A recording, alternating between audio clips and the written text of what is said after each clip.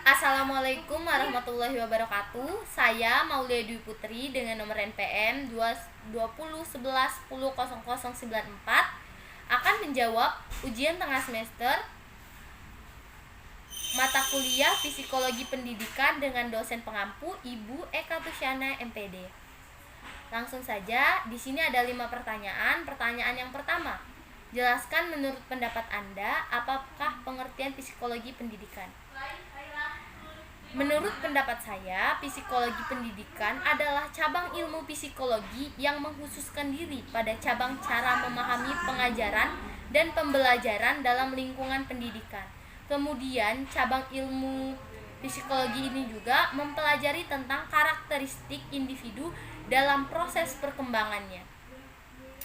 Pertanyaan 1 yang kedua yaitu ruang lingkup kajian psikologi pendidikan. Nah, pada dasarnya sendiri itu, ruang lingkup psikologi pendidikan itu ada 2, dalam artian sempit maupun artian luas. Nah, ruang lingkup psikologi pendidikan yaitu mempelajari semua tingkah laku manusia yang terlibat dalam suatu proses pendidikan. Adapun dalam artian luas, apakah ruang lingkup psikologi pendidikan itu?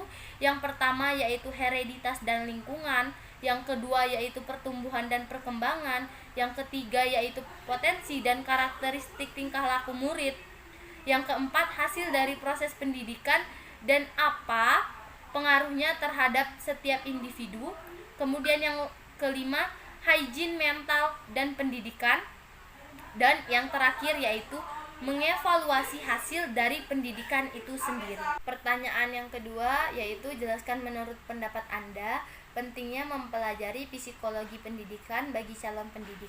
Nah, mempelajari psikologi pendidikan sangat penting bagi seorang calon pendidik karena calon pendidik dituntut untuk memahami tentang berbagai aspek perilaku peserta didik sehingga dapat menjalankan tugas serta peranannya. Memahami psikologi juga memungkinkan terwujudnya interaksi dengan siswa secara lebih bijak, kemudian penuh empati, dan menjadi sosok yang menyenangkan di hadapan para siswanya. Calon pendidik nantinya akan menjadi guru yang tidak hanya mengajarkan pelajaran di kelas, namun juga harus bisa memberikan pengarahan atau bimbingan kepada siswanya yang membutuhkan terkait masalah akademik. Kemudian, calon pendidik juga tidak hanya menyelesaikan masalah akademik, namun calon pendidik juga harus memiliki keterikatan sosial dengan siswanya, sehingga menciptakan suasana positif dalam kegiatan pembelajaran. Kemudian pertanyaan yang kedua yaitu kontribusinya psikologi terhadap proses pendidikan. Nah, psikologi pendidikan berkontribusi yaitu dapat membantu pendidik dalam menentukan strategi atau metode pembelajaran yang tepat dan sesuai, dan mampu mengaitkan dengan karakteristik siswanya serta keunikan individu antar siswanya, jenis belajar dan gaya belajar, serta tingkat perkembangan yang sedang dialami peserta didik. Itulah mengapa psikologi pendidikan memiliki kontribusi yang sangat penting bagi proses pendidikan itu sendiri. Yang ketiga adalah menurut pendapat Anda apa itu perkembangan peserta didik, faktor-faktor yang mempengaruhi perkembangan peserta didik serta pentingnya mempelajari perkembangan peserta didik bagi calon pendidik. Nah, menurut saya apa itu perkembangan peserta didik? Yaitu perkembangan peserta didik adalah suatu perubahan atau proses pada setiap individu yang berawal pada masa konsepsi baik dari struktur maupun fungsi. Nah, fungsi yang dimaksud di sini yaitu fisik maupun psikisnya. Nah, yang terjadi secara teratur dan terintegrasi. Memang dia tidak bisa dilihat secara kasat mata atau secara nyata, tapi itu memang terjadi. Nah, kemudian berlangsung sepanjang hayatnya. Kemudian faktor-faktor yang mempengaruhi perkembangan peserta didik. Nah, adapun faktor-faktor yang mempengaruhi peserta didik, yang pertama ada sifat-sifat keturunan, kemudian ada dorongan dan intrinsik, Makanan juga mempengaruhi, kemudian ada iklim, kemudian kebudayaan, ekonomi, kedudukan anak dalam lingkungan, serta keluarga. Pentingnya mempelajari perkembangan peserta didik bagi calon guru itu karena guru hendaknya memiliki pengetahuan mengenai perkembangan peserta didiknya nanti. Karena nantinya calon guru juga berperan dalam membentuk karakter serta moral anak. Jadi tidak hanya mengajarkan mengenai ilmu pengetahuan saja. Calon guru juga ditekankan untuk memahami pada usia berapa si anak mulai bisa belajar untuk berpikir abstrak dan bisa mengekspresikan dirinya. Kemudian untuk pertanyaan yang nomor 4 yaitu jelaskan menurut pendapat Anda hubungan antara pendidikan dan perkembangan peserta didik serta karakteristik perkembangan anak dan remaja dan penerapannya dalam pendidikan. Nah, pendidikan ini sendiri memiliki peranan penting dalam perkembangan peserta didik. Nah, pendidikan menjadi salah satu wadah yang berfungsi membekali peserta didik untuk berinteraksi, memahami, dan bersosialisasi dalam kehidupan bermasyarakatnya kelak, di mana pendidikan ini tidak hanya menyiapkan kecakapan kognitif dari sang anak ataupun dari peserta didik, namun juga ilmu tentang moral serta kesehatan mental sang anak. Bahkan, pendidikan juga membentuk karakteristik dan tata kerama si anak serta perkembangan anak dalam kemampuan agamanya.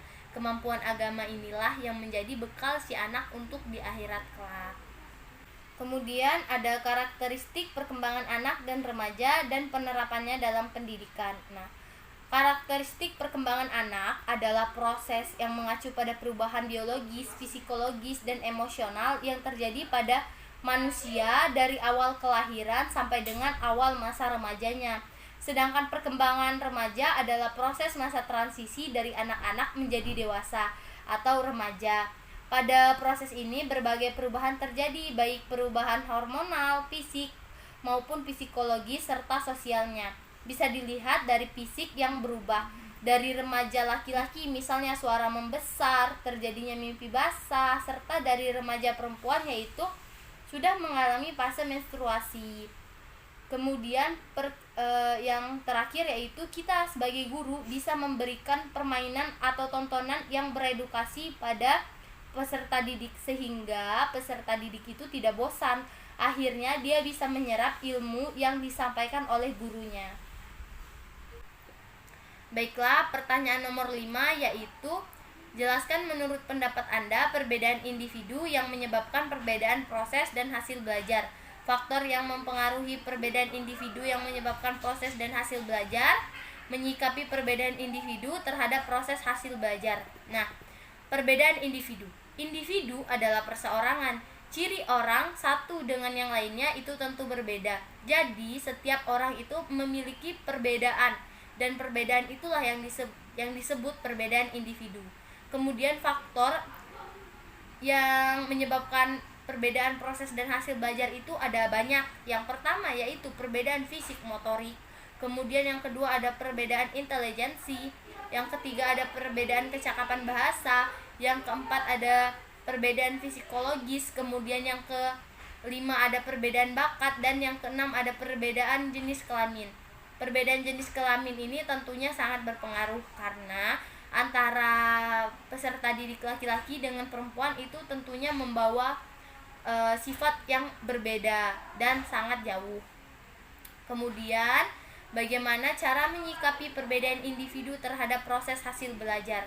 Nah, kita sebagai calon guru atau calon pendidik itu tentunya bisa menyikapinya karena setiap anak akan memiliki perbedaan dan respon berbeda sesuai dengan minat dan kepribadiannya.